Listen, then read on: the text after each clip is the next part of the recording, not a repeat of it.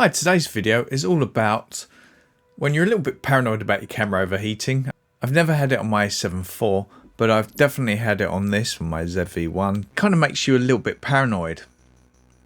And you always wonder if there's that time when you need to have your camera running for a bit longer in a hot place or something like that, what can you do? So scanning through YouTube, I thought I'd check out this. It's an Ulanzi fan that you put on the back of your camera. In theory, this should work well. You put it on the back, the fan switches on, it cools it down. But I'm a little bit hesitant to believe it would work, so for the price I thought I'd get it, check it out. The price is this, and try it. So I tested it on my ZV-1. So if I open up the back screen there, you've got this area here. What you do, you've got the spring, push the spring into it, click it in. I accidentally started recording it then, and it goes on like this. So I'll do it a bit more closer. So literally get the camera, put it on there, and spring holds it in.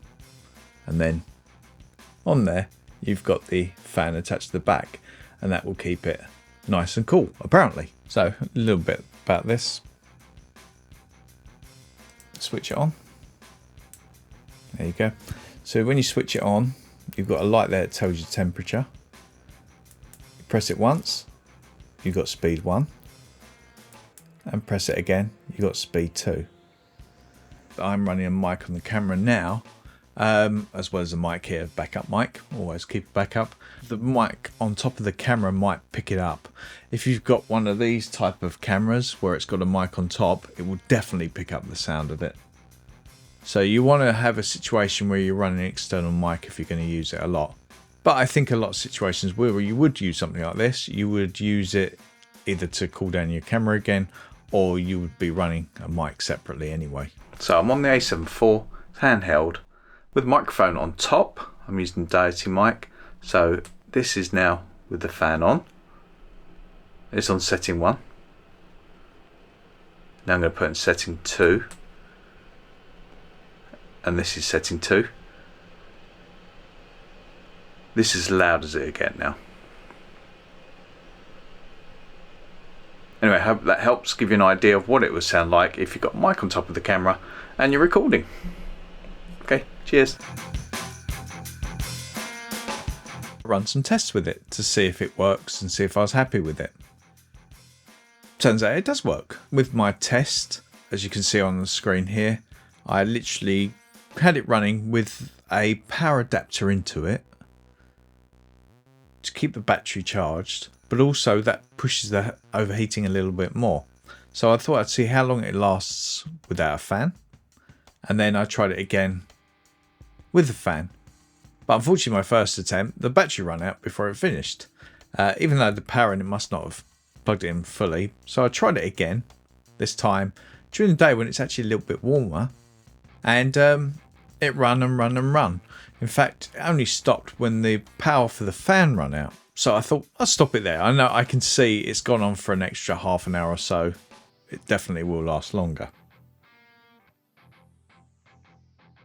When it did overheat, it overheated after 46 minutes. So I tried it again and it lasted for 1 hour 20 minutes, and then the battery ran out on the fan. That's where I thought, okay, I'll leave it there. I can tell it's going to last a lot longer. I touched the back, checked it. It was still fairly lukewarm to the touch. It wasn't cold. I mean, this isn't a miracle, but it was cooler than it would be if I just let it run and let it overheat. I had the settings on the camera was on the high temperature, so it would last longer. The back screen was open, all the usual things you would do just to keep it cooler for longer. When I first got this, I thought, is it a gimmick? So I thought I'd better test it out, see how it works. I've tested to see if it fits on the back of other cameras. So it works on my A7 IV. It works on the ZV-1, and it works on a ZV-E1.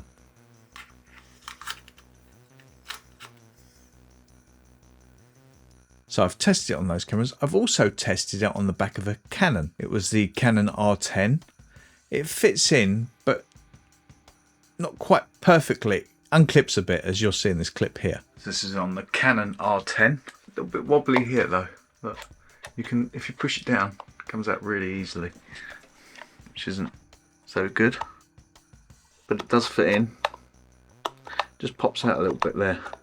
Got a little bit of a, I'll show from the bottom. Put it in there.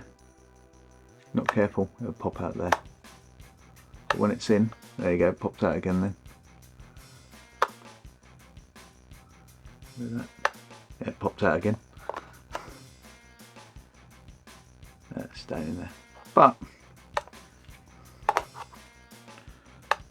yeah, the weight will pop it out.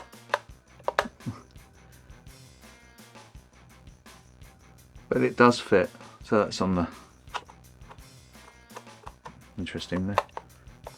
Not the best fit. It's better on the Sony, but it's on the Canon